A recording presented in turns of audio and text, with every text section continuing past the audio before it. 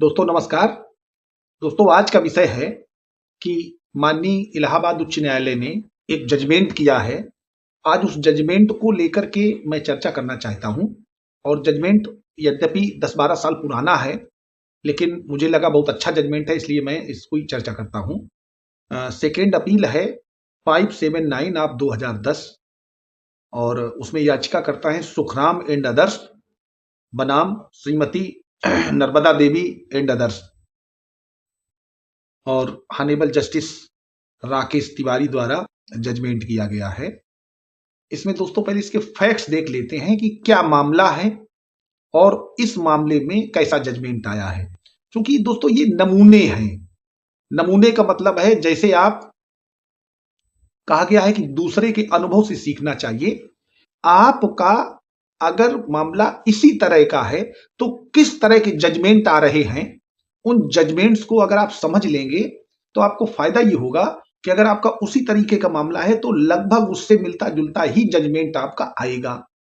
तो दोस्तों ये लोगों को समझ लेना चाहिए और आपको अपने दिमाग में ये बात डाल लेनी चाहिए कि हमारी जो ये बड़ी कोर्टें हैं, जो अपीलिएट कोर्ट्स हैं, हाई कोर्ट्स हैं और हॉनेबल सुप्रीम कोर्ट है, ये कोर्ट किस तरीके के जजमेंट कर रहे हैं। और ऐसी परिस्थितियों में जब उनका जजमेंट ऐसा है तो आपके मामले में भी वैसा ही होगा।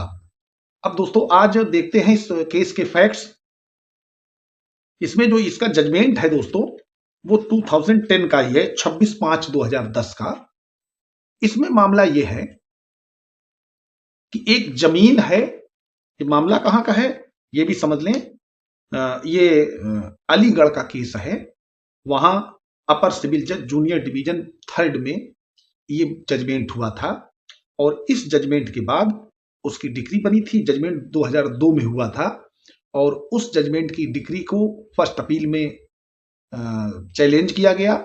फर्स्ट अपील वहां के डिस्ट्रिक्ट जज के यहां दाखिल हुई और वो अपील भी 28/4/2010 को रिजेक्ट हो गई, खारिज हो गई। अब दोस्तों इसमें मामला क्या है बहुत गौर से समझ लेते हैं। यद्यपि मैं इसको पढ़ के भी बता दूं, लेकिन पहले उसकी ब्रीफ समझ लीजिए कि एक जमीन है। वो जमीन एक बाबा जी हैं, साधु महात्मा हैं, उनको दान में दी गई थी मंदिर और अन्य निर्माण करने के लिए। उनके दान में जो जमीन उनको दी गई थी उनके नाम थी, उन्होंने दान स्वीकार किया था। उनकी जब मृत्यु हो जाती है तो वहां से डिस्प्यूट शुरू होता है उस जमीन का कि ये जमीन किसको मिलेगी। तो क्या उनके उत्तराधिकारियों को मिलेगी जिन्होंने दान दे दी है, या उन लोगों को मिलेगी, उन लोगों को वापस हो जाएगी। इसमें होगा क्या, इस पे मामला है। अब इस पे देखते हैं कि एक्चुअल मामला था क्या। एक्चुअल मामला ये था कि इसमें आ गया था कि जो वादी है उसके पास वाद दाखिल करने का अधिकार ही नहीं था। उसने गलत दावा दाखिल किया। क्यों, अब इसको देखते हैं। इसमें यह कहा गया, इसमें एक बाबा थे, बाबा गंगानाथ, उनको जमीन दान में दी गई थी और दान में प्राप्त होने के बाद उन्होंने वहां पर एक कुएं का निर्माण कराया था। और वो जाटो संप्रदाय के थे और 1996 के पहले से जिन लोगों का वहां कब्जा था, चूंकि इनको जो दान में मिली है उससे पहले से जिन लोगों को वहां कब्जा था वही लोग ये दावा लेकर के आए थे कि हम वहां काबिज रहे, काबिज थे और आज भी काबिज हैं और इस प्रॉपर्टी को हमारे नाम कर दिया जाए, परमानेंट इंजम्पशन कर दिया जाए, माने डिक्री कर दी जाए। और इसमें जो अपोजिट पार्टी थी, जो डिफेंडेंट बनाए गए थे, उन्होंने कहा है कि जो भी इन्होंने तथ्य बताए हैं वो भ्रामक हैं, पूर्णतया गढ़े हुए हैं और इनके जो अभिकथन है वो गलत तथ्यों पर आधारित हैं।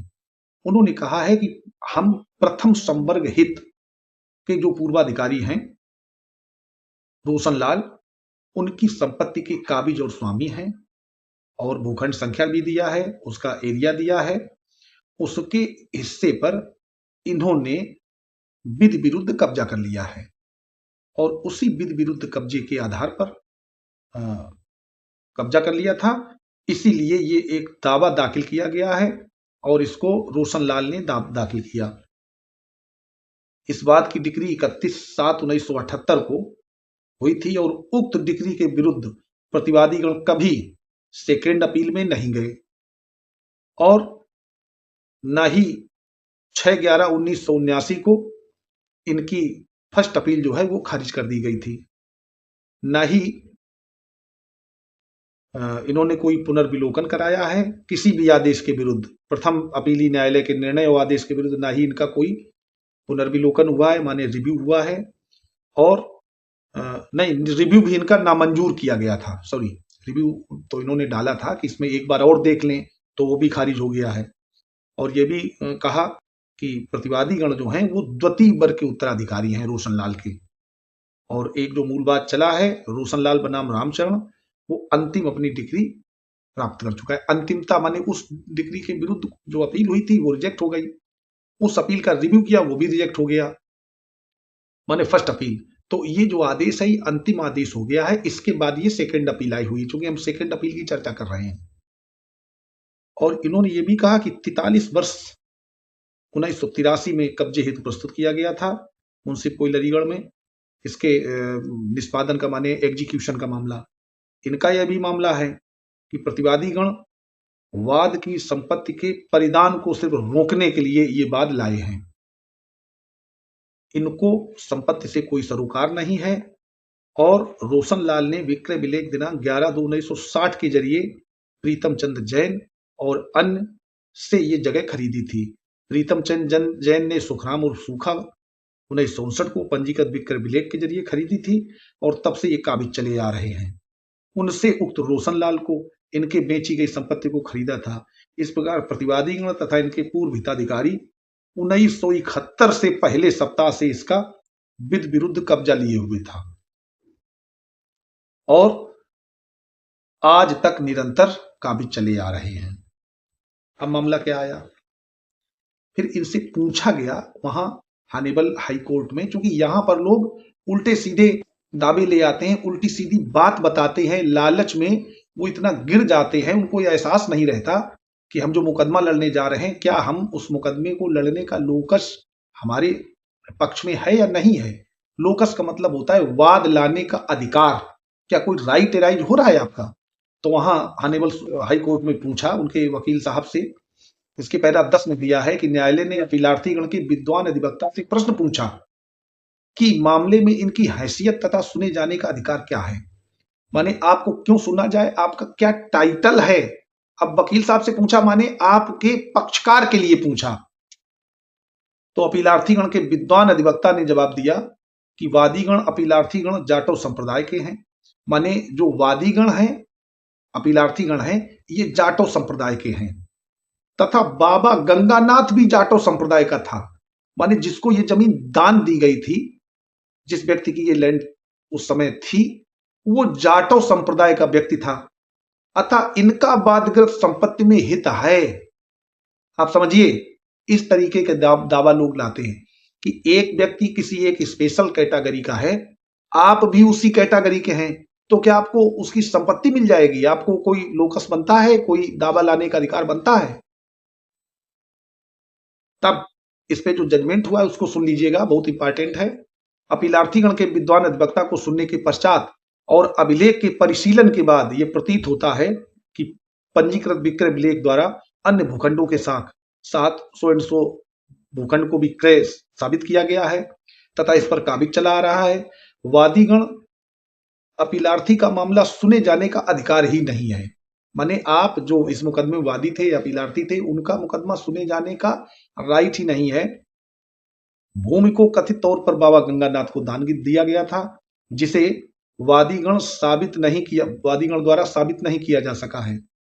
यदि किसी व्यक्ति द्वारा बिल या किसी अन्य लिखत द्वारा वरासत नहीं आई थी, ना ही गंगानाथ द्वारा अंतरित किया गया था, भले ही इसको दान दिया गया उद्धारित किया जाता है, मात्र इसीलिए क्योंकि बाबा गंगानाथ जाटव संप्रदाय का था, तो अपीलार्थी को कोई अजय अधिकार निहित नहीं होता और ना ही उन्हें सुने जाने का अधिकार प्राप्त है। और ये अपील तो रिजेक्ट हो ही गई।